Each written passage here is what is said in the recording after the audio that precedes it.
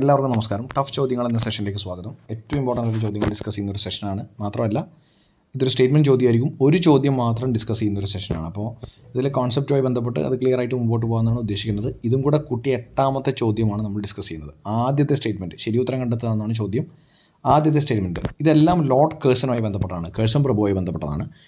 ബംഗാൾ വിഭജനം പ്രഖ്യാപനം നടത്തിയത്, ബംഗാൾ വിഭജനം അതായത് ബംഗാൾ പാർട്ടീഷൻ്റെ പ്രഖ്യാപനം നടത്തിയത് കേഴ്സൺ പ്രഭുവാണ്. ബ്രിട്ടീഷ് ഇന്ത്യയിലെ ഔറംഗസേബ് എന്ന് വിളിക്കുന്നത് കേഴ്സൺ പ്രഭുവിനെയാണ്. ആദ്യത്തെ സ്റ്റേറ്റ്മെൻറ്റ് ബംഗാൾ വിഭജനം, ബംഗാൾ പാർട്ടീഷൻ നടത്തിയതല്ല പ്രഖ്യാപനം നടത്തിയത് കേഴ്സൺ പ്രഭുവാണെന്നാണ്. ബ്രിട്ടീഷ് ഇന്ത്യയിലെ ഔറംഗസേബ് എന്ന് വിളിക്കുന്നത് കേഴ്സൺ പ്രഭുവിനെയാണ്. ശരിയാണോ? രണ്ടാമത്തെ സ്റ്റേറ്റ്മെൻറ്റ് ഇന്ത്യൻ പോലീസ് സംവിധാനത്തെക്കുറിച്ച് പഠിക്കാൻ ആൻഡ്രൂ ഫ്രേസർ കമ്മീഷൻ നിയമിച്ചത് കേഴ്സൺ പ്രഭുവാണ്. പോലീസ് സംവിധാനത്തെക്കുറിച്ച് പഠിക്കാൻ ആൻഡ്രൂ ഫ്രേസർ കമ്മീഷൻ കേഴ്സൺ പ്രഭുവാണോ? മൂന്നാമത്തെ സ്റ്റേറ്റ്മെൻറ്റ് യൂണിവേഴ്സിറ്റി കമ്മീഷൻ 1904 യൂണിവേഴ്സിറ്റി കമ്മീഷനെ നിയമിച്ചതും കേഴ്സൺ പ്രഭുവാണ്. നാലാമത്തെ സ്റ്റേറ്റ്മെൻറ്റ് രണ്ടാം കൗൺസിൽ ആക്ട് നിലവിൽ വരുമ്പോൾ കേഴ്സൺ പ്രഭുവായിരുന്നു വൈസ്രോയ്. അപ്പോൾ പൊതുവിൽ ആദ്യത്തെ 3 സ്റ്റേറ്റ്മെൻറ്റ്സിന് ഭൂരിഭാഗം ആൾക്കാർക്ക് ഉത്തരവുണ്ടാവേണ്ടതാണ്. നാലാമത്തെ സ്റ്റേറ്റ്മെൻറ്റ് എന്താണ്? രണ്ടാം കൗൺസിൽ ആക്ട് നിലവിൽ വരുമ്പോൾ കേഴ്സൺ പ്രഭുവായിരുന്നു വൈസ്രോയ് എന്നാണ്. അപ്പോൾ നമ്മുടെ ഇമ്പോർട്ടൻസ് എന്താണ് അതിൽ? രണ്ടാമത്തെ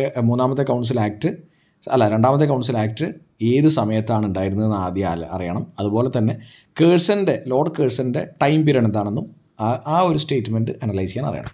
കാരണം നമുക്കൊന്നും ചെയ്യാൻ പറ്റാത്ത ഒരു സ്റ്റേറ്റ്മെൻറ്റ് ഓപ്ഷനാണ് കൊടുത്തിരിക്കുന്നത്. 4 മാത്രമാണോ? 1, 2, 3, 1, 2, 3, 4, 1, 2 ഈ പറയുന്ന ഓപ്ഷൻസിൽ നമുക്ക് 4 പറഞ്ഞില്ലെങ്കിൽ ഒന്നും ചെയ്യാൻ പറ്റാത്ത അവസ്ഥയും.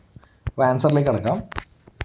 ആദ്യത്തെ സ്റ്റേറ്റ്മെൻറ്റ് പറഞ്ഞിരിക്കുന്നത് ബംഗാൾ വിഭജനത്തിൻ്റെ പ്രഖ്യാപനം നടത്തിയത് കേഴ്സൺ പ്രഭുവാണെന്നാണ്. ശരി ഉത്തരവാണ്.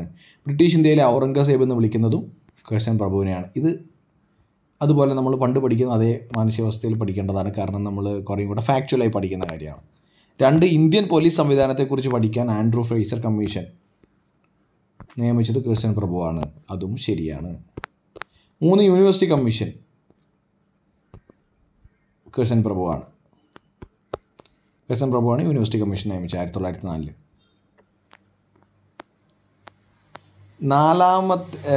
നാലാമത്തെ സ്റ്റേറ്റ്മെൻറ്റ് രണ്ടാം കൗൺസിൽ ആക്ട് നിലവിൽ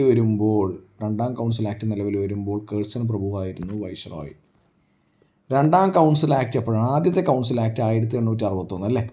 രണ്ടാമത്തെ കൗൺസിൽ ആക്ട് 1892. മൂന്നാമത്തെ എപ്പോഴാണ്?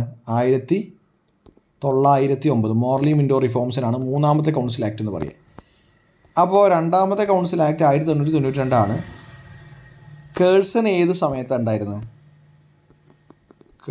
ലോർഡ് കേഴ്സൺ ഏത് സമയത്താണ് ഉണ്ടായിരുന്നത്? 1899 ടു 1905 അല്ലേ? ഈ പീരീഡിലാണോ സെക്കൻഡ് കൗൺസിൽ ആക്ട് നിലവിൽ വന്നത്? അല്ല. അപ്പോൾ നാലാമത്തെ സ്റ്റേറ്റ്മെൻറ്റ് തെറ്റാണ്. ബാക്കി 3 ശരിയാണ്. അപ്പോൾ എന്താണ് ഉത്തരം?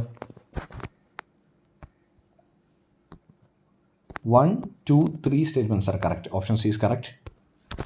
ഇതിൽ തെറ്റുത്തരം എന്ന് ചിലപ്പോൾ ചോദിക്കും കേട്ടോ, ഏതാണ് തെറ്റുത്തരം എന്ന്. അപ്പോൾ ഡി ആണ് ശരി. അപ്പോൾ ആ ചോദ്യം വായിച്ചു നോക്കണം, ഇല്ലെങ്കിൽ കൺഫ്യൂഷനായി പോകരുത്. അപ്പോൾ ഇന്നത്തെ സെഷൻ ഇത്രയാണ്. Thank you so much. Bye, take care.